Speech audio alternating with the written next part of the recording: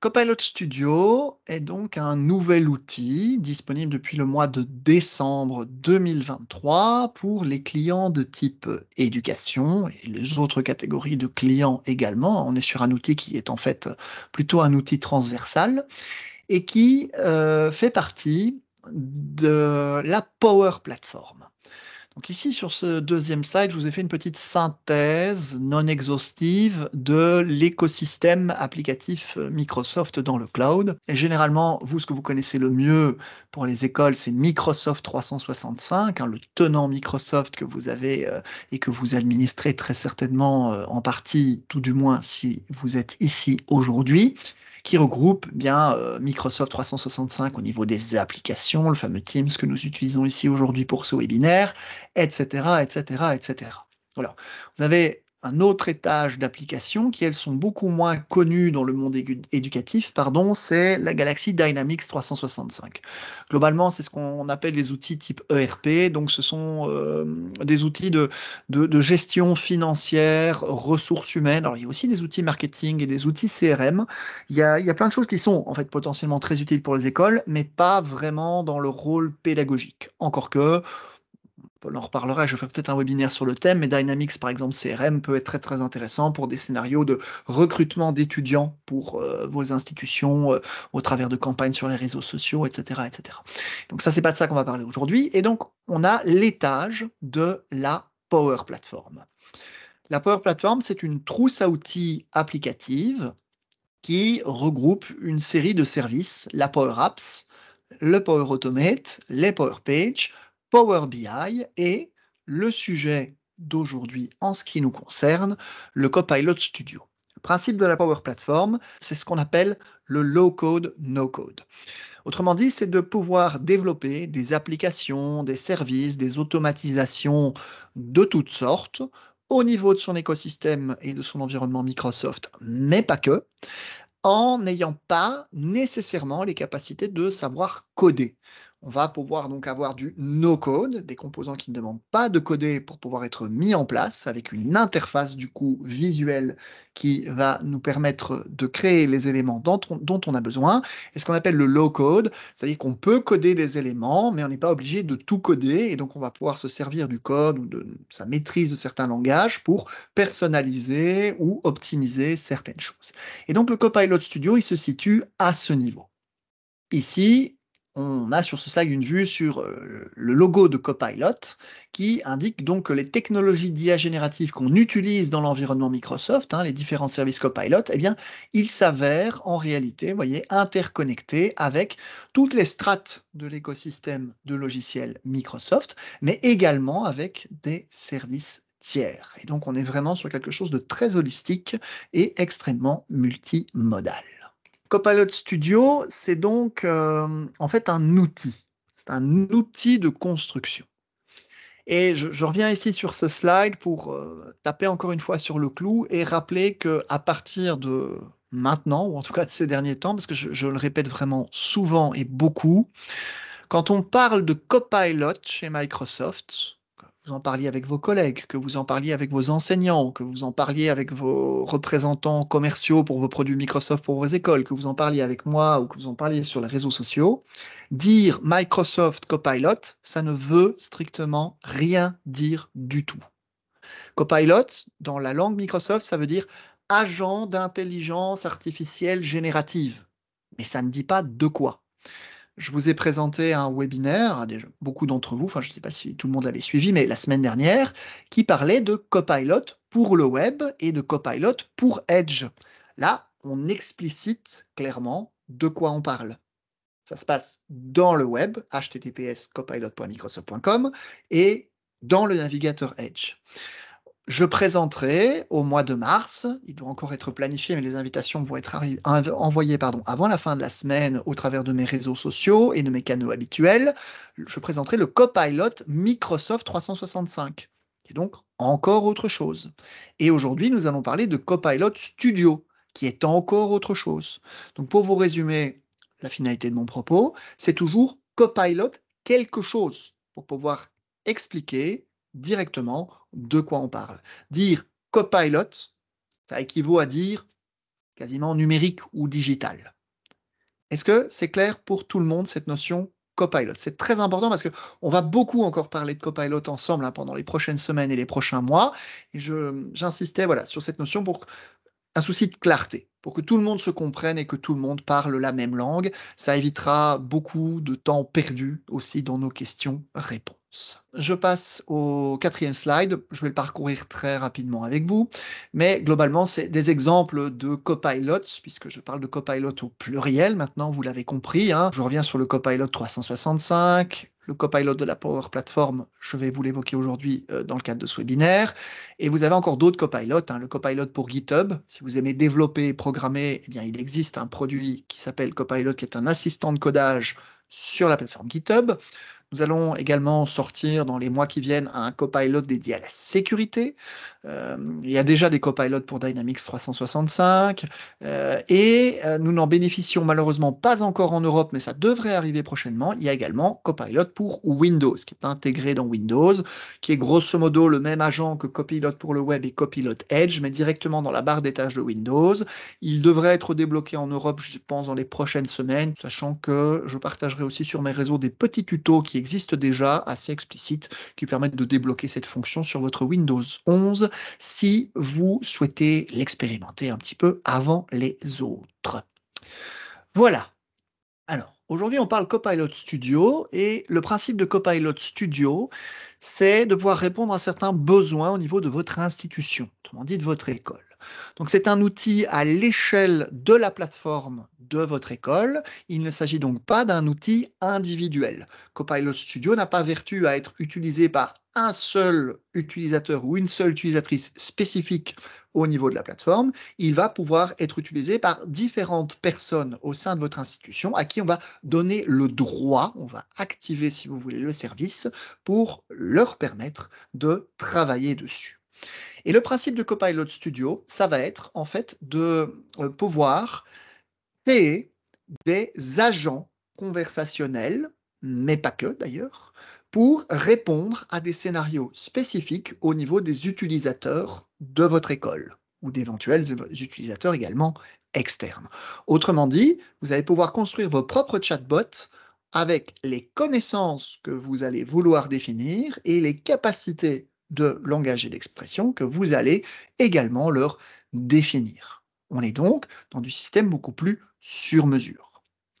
Copilot au niveau du Copilot Studio, pour donc construire vos agents copilotes pour les scénarios dédiés, eh bien, vous allez pouvoir les connecter sur des outils, hein, que votre école possède peut-être déjà dans sa gestion administrative, mais également toute une foule de connecteurs pour pouvoir faire interagir vos copilotes, peut-être avec du Facebook, peut-être avec du WhatsApp, peut-être avec des éléments de votre plateforme Microsoft ou peut-être avec également d'autres éléments externes. Je pense notamment à des systèmes SAP ou ce genre de choses si votre école en utilise. Et donc, autrement dit, les copilotes que vous allez créer dans Copilot Studio, vous pouvez leur donner en quelque sorte les connaissances pour répondre aux questions que vous souhaitez. Ça, c'est une grosse différence par rapport à Copilot pour le web et Copilot pour Edge, qui eux sont des agents généralistes. Ils ont une base de connaissances, ils ont un accès au web pour répondre, mais ils ne savent utiliser que ces informations-là. Ici, on est sur le pli inverse. On veut des agents spécialisés dans certains domaines et donc on va leur construire des connaissances et je vais vous montrer concrètement comment ça fonctionne dans la partie démonstration. Et donc ici, quelques exemples, hein. On peut donc imaginer des copilotes pour répondre à des questions spécifiques comme le helpdesk informatique de votre école, pour vous décharger de certaines responsabilités, vous libérer du temps. Des chatbots copilotes pour répondre à des questions institutionnelles au niveau des règlements, au niveau des circulaires et autres réglementations, sur les notions de conformité, la gestion RH de votre institution, ou pourquoi pas également, hein, des copilotes dédiés peut-être à des matières ou des programmes de cours. C'est également quelque chose qu'on va pouvoir créer ici dans ce que je vais vous montrer. Et donc l'idée, c'est que ces agents qu'on va créer dans le Copilot Studio, on va ce qu'on appelle les publier, autrement dit, les rendre disponibles à des audiences, des catégories d'utilisateurs et d'utilisatrices dans votre plateforme ou des utilisateurs ou utilisatrices externes à votre plateforme Microsoft. On voit que c'est une interface extrêmement simple. Vous voyez qu'il y a très peu de menus. Si vous avez déjà testé un petit peu de Power Apps, de Power Automate, c'est une interface qui ne va pas vous être étrangère. C'est exactement le même type de service, ça fait partie de la Power Platform, donc il y a beaucoup de similitudes.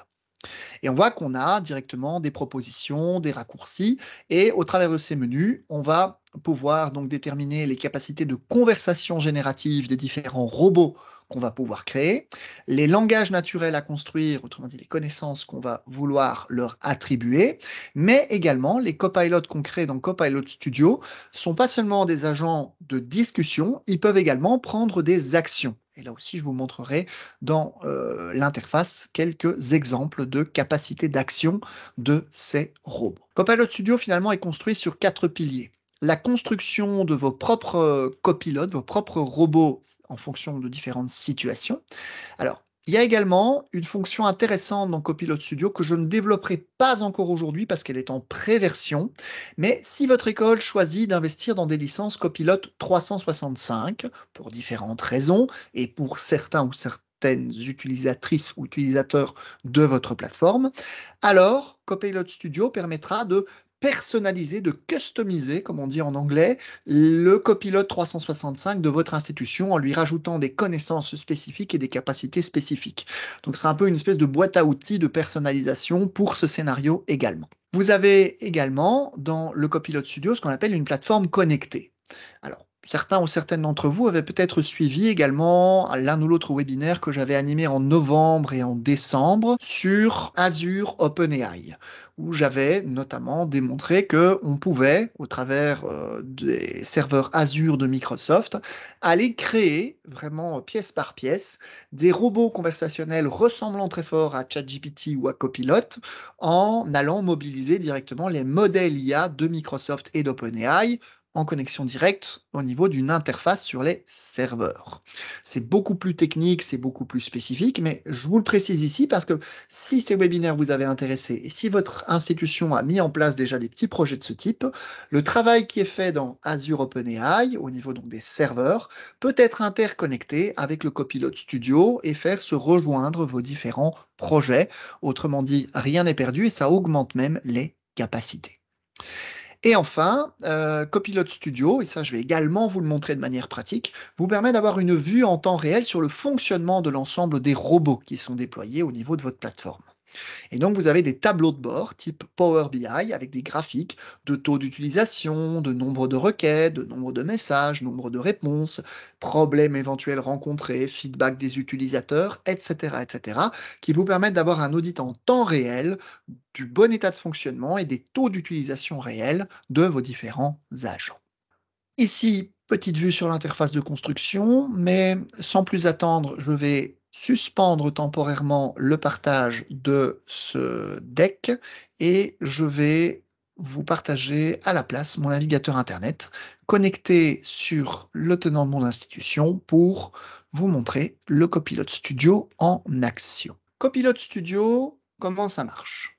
C'est une interface, vous voyez, hein, qui est celle que nous avons ici sous les yeux, qui va vous permettre en quelques menus de créer les robots dont vous pourriez avoir besoin. Pour pouvoir créer un robot, c'est très facile, on va en créer un ensemble maintenant et on va le faire de manière un petit peu interactive.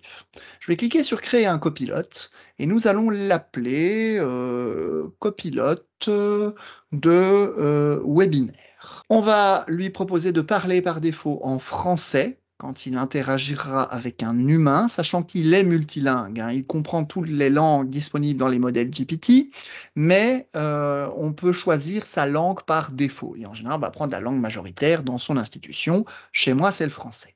Alors là, on va faire un petit jeu. Si votre école, votre institution a un site web public, je vous invite à me donner l'URL de votre institution, de son site public, dans le chat. Je récupérerai l'une de ces URL et on va s'en servir comme source de données pour mon robot de démo.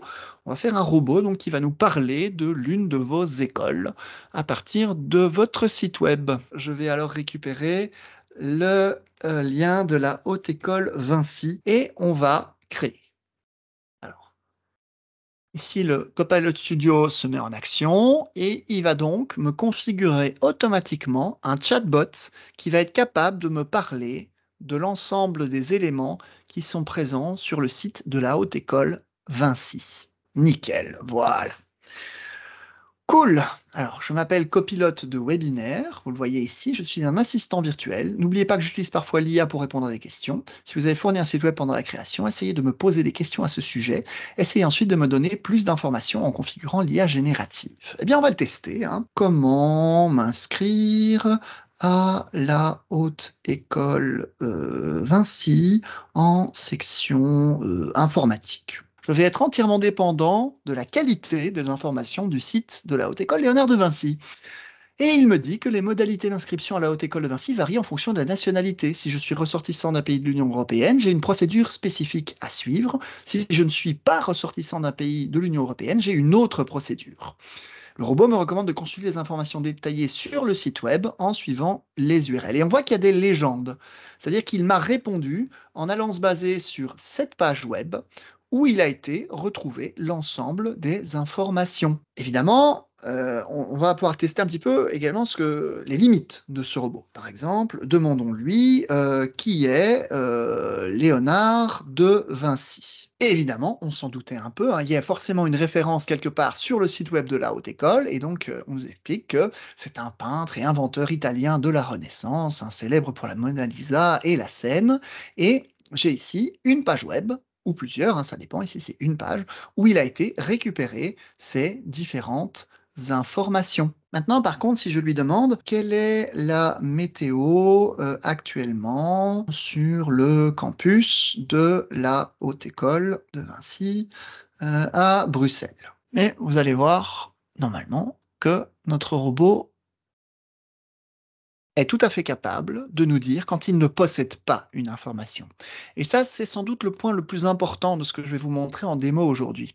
Les copilotes que vous créez grâce au Copilot Studio, contrairement à Copilot pour le web, Copilot Edge ou autres ChatGPT et équivalents, ce ne sont pas des modèles généralistes.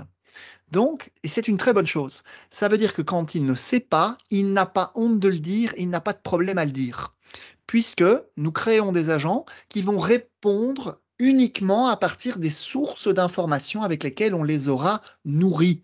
Et c'est ça qui en fait du coup des agents fiables et des agents spécialisés. Si on jouait le même jeu à poser des questions hors sujet à une IA générative généraliste, eh bien, ces IA-là sont programmées pour remplir le vide. Autrement dit, ne quasiment jamais dire qu'elles ne savent pas et toujours alors essayer de broder du texte pour boucher les trous.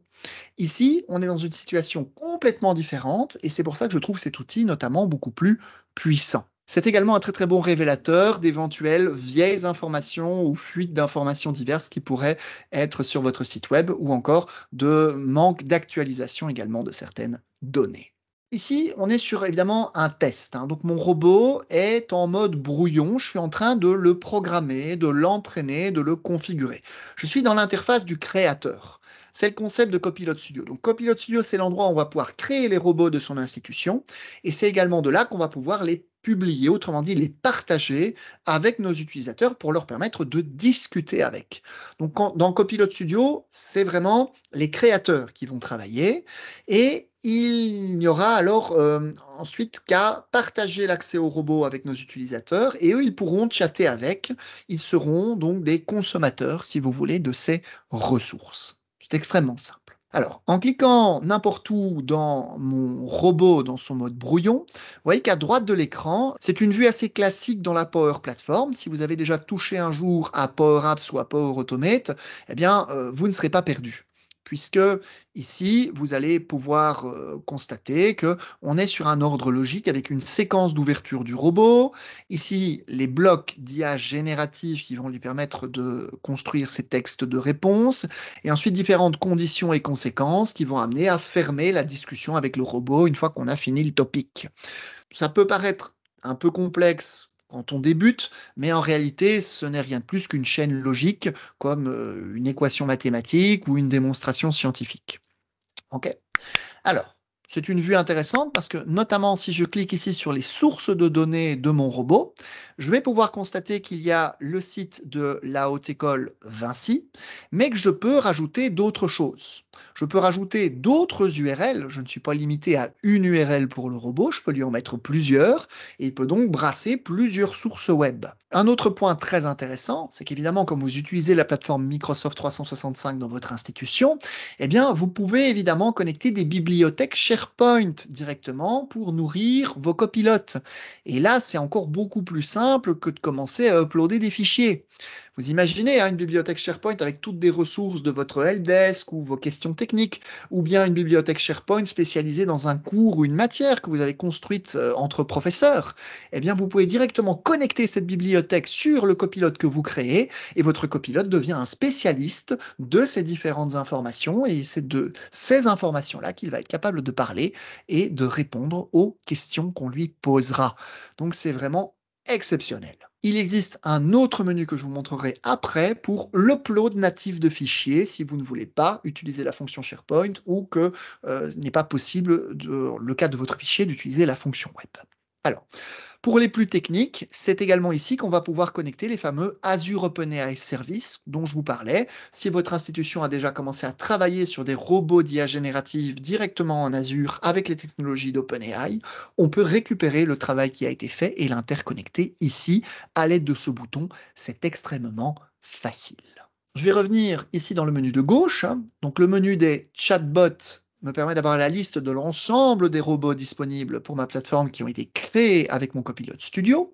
Puis quand je clique sur un robot, j'ai l'interface de test que nous avons ici et que je vous ai montré tout à l'heure. Et j'ai différents onglets à gauche qui vont me permettre de naviguer dans l'ensemble des options. Dans le mode présentation, vous avez ici les options générales de votre copilote. Si je clique ici, je peux par exemple renommer mon copilote, copilote Vinci, ce qui sera un peu plus logique. Je peux lui changer son émoticône standard et régler quelques petites options avancées sur lesquelles je ne vais pas m'éterniser ici. Le but n'est pas d'être exhaustif. Vous voyez que ce sont des menus très simples et très clairs. Ici en dessous, vous avez le bouton du statut de votre robot. Là, il me dit que mon robot n'a pas encore été publié. Autrement dit, personne en dehors de moi dans cette interface, pour le moment, n'y a accès. Le principe, c'est que quand vous estimez que votre robot est prêt pour être lâché auprès de vos utilisateurs et utilisatrices, vous allez utiliser la fonction publier, et là, vous allez pouvoir utiliser ce bouton pour rendre votre robot disponible auprès d'audience dans votre plateforme. Et donc, en cliquant sur publier, vous allez pouvoir définir quel type d'utilisateurs ou d'utilisatrices vont pouvoir l'utiliser. Ça peut être des groupes de sécurité, des catégories d'utilisateurs ou d'utilisatrices de votre plateforme, ou encore également de le publier avec un accès possible en externe. 3 scénarios sont possibles. Actuellement, c'est toujours un copilote en mode brouillon puisqu'il n'est pas publié, mais j'en profite ici pour vous montrer ce qu'on appelle également les canaux. Alors, une fois que mon robot aura été publié, donc rendu accessible, je vais pouvoir nativement aller le connecter et le rendre disponible et le faire apparaître dans des espaces que nous connaissons assez bien puisque je peux nativement, comme vous le voyez, ajouter mon copilote dans des équipes Teams ou des espaces de chat. On voit ici que je peux le publier, si je le désire, sous forme d'un site web de démonstration qui permettra du coup à des instances extérieures de pouvoir interagir avec mon robot si je l'ouvre à ces instances externes. J'ai ici le site web personnalisé qui, lui, va me permettre de prendre un site web existant de mon institution, par exemple, et de venir y intégrer mon robot. Une application mobile me permettra d'intégrer mon robot dans une app que j'aurais créée, en l'occurrence ici, avec Power Apps, par exemple. Et on voit qu'on peut également le connecter, mon robot, sur un environnement de type Facebook Messenger, ou pourquoi pas du Skype, ou du Telegram, ou pourquoi pas également faire un robot en mode traitement d'email. Tous ces scénarios sont des propositions clés sur porte qu'on peut bien entendu personnaliser et qu'on peut élargir avec d'autres scénarios moins préconfigurés, malgré tout, qu'on va pouvoir ici explorer dans le Copilote Studio. Je reviens dans le menu de présentation pour vous parler de ce qu'on appelle les rubriques et les action plugins.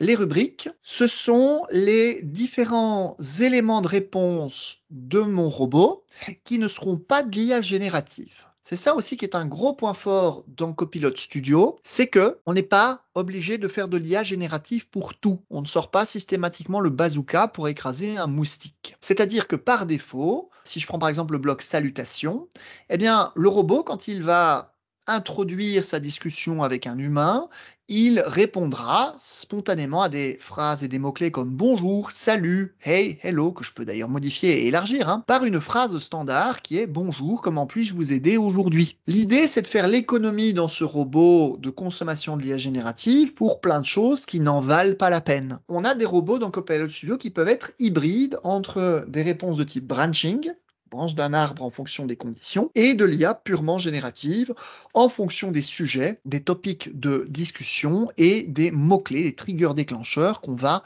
utiliser. Le deuxième bouton ici, c'est ce qu'on appelle les plugins d'action. Alors ici, je n'en ai pas encore activé. Si je veux en ajouter, je vais avoir accès à un catalogue. Et là, je peux, par exemple, permettre à mon robot, grâce à ce plugin, de pouvoir envoyer des emails, des notifications. Et de nouveau, vous voyez, donc là, c'est ce qu'on appelle de l'action. C'est-à-dire mon robot ne fera pas que parler, il pourra également agir et envoyer, pourquoi pas, un email reprenant des informations qui auront été évoquées. J'ai également des connecteurs avec des tableurs Excel pour pouvoir récupérer des informations ou exécuter des scripts. Je peux également utiliser, donner à mon robot la capacité d'activer des flux de Power Automate, des automatisations d'actions de ma Power Platform. Je peux également aller me connecter avec des composants Dynamics et en fait, vous avez ici la possibilité même de créer vos propres flux ou de charger ce qu'on va appeler des compétences, autrement dit des connecteurs d'action au niveau du robot qui pourra être proposé au travers de services tiers en dehors de la plateforme Microsoft. Le volet système va vous permettre de gérer les parties notamment génératives, mais également tout ce qui va être les automatisations d'ouverture et de fermeture des dialogues du robot et les notions techniques de est-ce que l'utilisateur doit s'identifier pour pouvoir parler avec mon robot ou pas. Si j'impose une identification, ce sera donc un robot pour mes internes. Si je ne demande pas d'identification, il sera accessible alors peut-être pour des externes. Je vais pouvoir également définir quand est-ce qu'il va réinitialiser ou mettre fin à ces conversations, ces comportements à avoir en cas d'erreur, les messages types qui apparaissent, etc., etc. Et si je clique sur Conversational Boosting, ça va me ramener sur le bloc que je vous avais montré tantôt, qui était le bloc des sources de données, et donc la partie d'IA générative.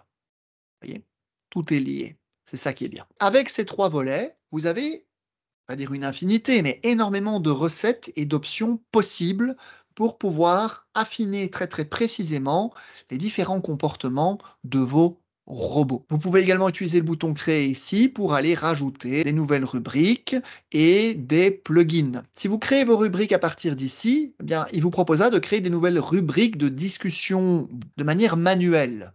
Là où c'est très intéressant, c'est que vous avez ici un assistant type copilote qui vous permet de donner un titre à votre rubrique et d'expliquer finalement de quoi est-ce que vous voulez que votre robot soit capable de parler sans utiliser des fonctions génératives quand les utilisateurs interagissent avec lui.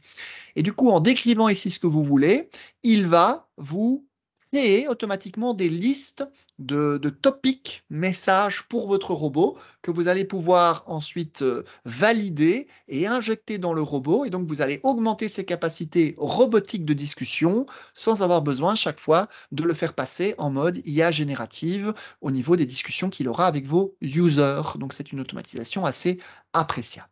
Dans les menus ici de gauche, vous avez les notions d'entité, donc qui sont les valeurs et informations que le robot va pouvoir éventuellement utiliser dans les discussions par rapport aux utilisateurs et utilisatrices. Vous avez le volet d'analyse, donc ça c'est le fameux tableau de bord dont je vous parlais.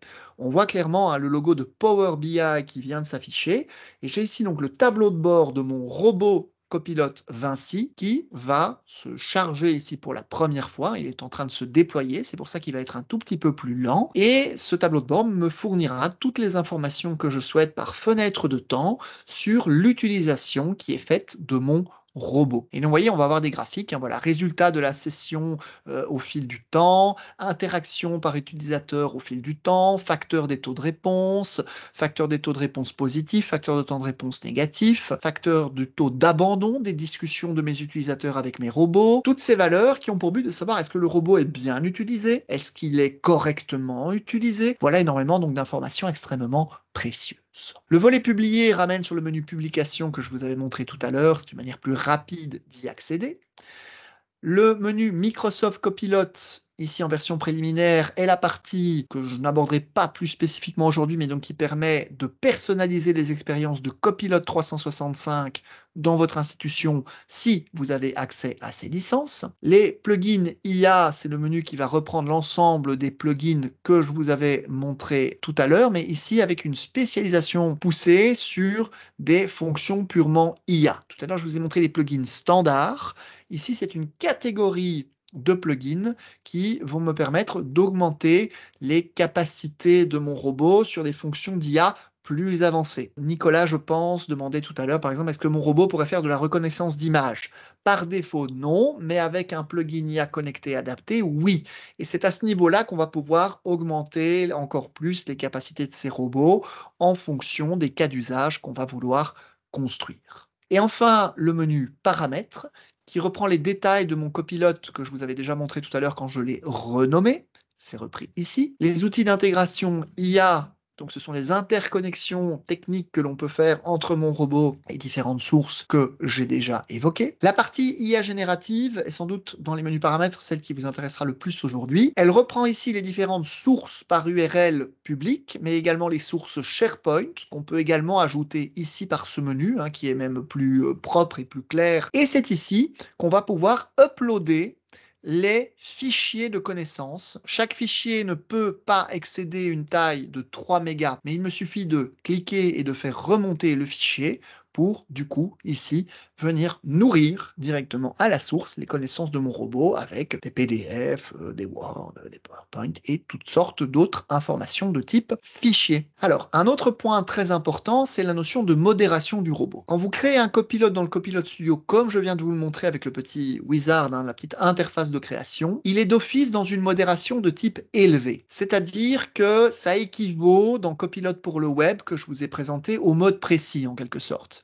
Il va être quand même relativement succinct dans ses réponses, il va pas trop broder le texte, mais il va vraiment s'en tenir essentiellement, exclusivement à ses sources. En fonction du robot que vous voulez, du scénario que vous voulez lui proposer, vous pouvez débrider ici sa modération en le passant alors en mode de modération moyen, qui génère alors plus de réponses, mais qui peuvent du coup s'avérer moins pertinentes.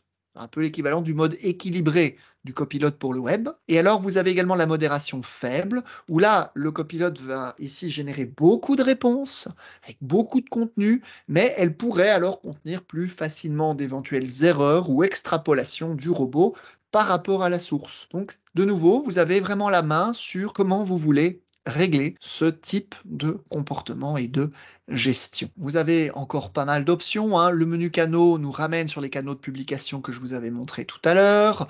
Vous avez un volet consacré également à la sécurité qui pourra vous intéresser ou en tout cas intéresser vos collègues en charge dans votre institution, le menu des langues et compétences. Et voilà, dans les grandes lignes, une vue assez générale, j'en conviens, mais qui vous donne, j'espère, un bon aperçu des capacités du Copilot Studio pour créer donc des agents d'IA générative conversationnelle, mais pas que, pour votre institution et répondre à toutes sortes de scénarios. Je vais terminer donc ici ma partie démo et maintenant je vais revenir sur les derniers slides de ma présentation pour vous présenter donc comment est-ce qu'on peut accéder et activer le Copilot Studio et combien il coûte. Et on en arrive, voilà, sur les notions de licensing. J'ai déjà une très bonne nouvelle, c'est que Copilot Studio, c'est une licence extrêmement simple. C'est une licence pour tout le tenant. Donc c'est pas une licence par user, c'est pas par nombre de profs, c'est pas par nombre d'élèves, c'est pas par nombre de personnes qui vont connecter avec les robots. C'est une licence pour tout le tenant. Et c'est une licence qui coûte 200 $ par mois. Autrement dit, 2000 € par an, conversion dollar-euro, fois les 12 mois dans ces eaux-là. On a alors, tous les mois, dans cette souscription, un pot de 25 000 messages du robot, des robots. Puisqu'en fait, on peut créer autant de robots qu'on veut et ils vont avoir une réserve de messages de 25 000. Je parle de messages et pas de tokens. Alors sur ce slide, je vous ai même fait une petite case. Qu'est-ce qu'un message? Un message, c'est quoi? C'est une interaction d'un client, autrement dit d'un humain, et d'un robot du Copilot Studio qui va entraîner une réponse du robot. Quelle que soit la longueur de la réponse du robot, en nombre de mots, de paragraphes, etc., c'est très simple. Une réponse du robot équivaut à un message. Et donc tous les mois, pour 200 $, vous avez un pot de 25 000 messages pour l'ensemble de vos robots. C'est donc un produit qui est disponible pour quasiment tous les publics, hein, voyez, dont l'éducation. Alors, il est précisé Edu Faculty parce qu'il n'y a que des licences de type utilisateur-professeur qui peuvent, dans Copilot Studio, avoir accès à la console du studio pour créer des robots. C'est une protection, en quelque sorte. Et de toute façon, quand vous souscrivez au Copilot Studio, c'est vous, les administrateurs et administratrices, qui définissez dans votre institution, du coup, quels utilisateurs professeurs, ou avec une licence, en tout cas, de travailleurs de l'institution, peuvent, du coup, manipuler le studio et créer des robots. Alors, je ne voulais pas montrer, mais on peut évidemment créer des robots à plusieurs. On peut collaborer sur la co-création de ces robots. Hein, c'est tout à fait possible et c'est évidemment prévu. Et donc, on peut faire énormément de choses. Qui dit souscription par mois, en tout cas extrapolé par an, avec 25 000 messages par mois, dit un système de comptage. La question qu'on me pose souvent, c'est Sébastien, ok, mon 25 millième message du mois vient de partir vers un de mes utilisateurs qui a posé une question, qu'est-ce qui se passe après? Bah, déjà, une bonne nouvelle, vos robots ne vont pas tous se fermer instantanément comme ça, comme un clap qu'on referme. Non, il y a un système qu'on appelle le dépassement. C'est-à-dire que lorsque la capacité de 25 000 messages de vos robots pour le mois en cours est atteinte, eh bien, vous allez avoir des notifications au niveau du Copilot Studio pour vous prévenir que vous avez atteint le seuil. Et progressivement, vous allez avoir des fermetures de services et de capacités de vos robots qui vont se mettre à moins répondre et pour finalement ne plus parler avec les utilisateurs et passer en mode grisé. Mais c'est progressif. C'est un peu comme quand vos licences A3 ou A5 sont en période de renouvellement et que vous avez oublié de relancer la commande de vos licences à la date clé. Vous avez ce qu'on appelle une période de grâce de 30 jours qui permet du coup de continuer à utiliser les services en attendant l'arrivée de vos nouvelles licences. Bah, ici, c'est le même principe, quoi. Les robots vont continuer à fonctionner avec un petit RAB pour pouvoir se réactiver à pleine capacité une fois que votre lot du mois suivant arrive. Et évidemment, vous l'avez compris, hein, ça c'est un pack. Vous voulez plus de capacité, vous prenez 2 packs, vous pouvez prendre 3 packs. Et donc, en fait, vous pouvez élargir votre pot total de messages pour l'ensemble de vos robots par nombre de packs de licences Copilot Studio. C'est extrêmement simple. Et alors, pour les plus techniciens et techniciennes d'entre vous, j'ai détaillé ici qu'est-ce qu'il y a exactement dans le pack par mois, également en termes de capacité de déversement de fichiers, de stockage d'éventuelles bases de données et de logs de journaux d'historique des échanges avec les robots. Les fonctionnalités concernant Copilot 365 et les optimisations par le Copilot Studio n'étant pas encore disponibles à l'heure actuelle, j'ai précisé que les détails complémentaires par rapport à ça seraient à venir, mais seront de toute façon inclus dans la licence du Copilot Studio ou inversement, le Copilot Studio pour personnaliser votre Copilot 365 est inclus dans le prix des licences Copilot 365. Ça fonctionne dans les deux sens. Pour conclure, dernier slide, construire des copilotes, bah, moi je trouve ça génial, j'adore. J'espère que vous aussi et que ça vous a donné envie. Copilot Studio, c'est donc pour découvrir des connaissances, faire discuter vos données avec vos utilisateurs en fonction de plein de scénarios, données web, index sémantique, données internes, documents locaux. Également des robots qui accomplissent des tâches grâce à des plugins, des modèles d'IA, des automatisations de processus et des connecteurs. Personnaliser éventuellement des copilotes 365. Et les copilotes sont également des produits clés sur porte que j'ai présentés dans d'autres webinaires, comme Copilot pour le web et Edge. Si vous n'avez pas vu le webinaire, il est disponible sur ma chaîne YouTube gratuitement. Et quelques autres tutos sont en train de sortir d'ailleurs sur des cas d'usage pratiques pour les profs. Et si vous avez des besoins de développement, de système de gestion de bases de données assistées par IA, il y a plein d'autres licences Copilot, comme Copilot GitHub, Copilot Fabric, des cas d'usage spécifiques dont je vous parlerai peut-être dans les prochaines semaines, mais je vous invite également à revenir vers moi si vous souhaitez qu'on en discute plus spécifiquement. Petit cadeau, l'URL si vous voulez tester Copilot Studio, le même type d'environnement de test que je viens de faire. Je vous colle l'URL ici, ça s'appelle copilotstudio.previews.microsoft.com. Si vous vous connectez sur cette URL, vous allez pouvoir activer, sachant que c'est une version de preview, vous pouvez jouer avec. Il n'y a pas pour l'instant de date de fermeture de ce test, mais il y en aura forcément une à un moment donné. Mais vous pouvez en tout cas tester la preview, à ce niveau-là. Bonne fin de journée et à très bientôt.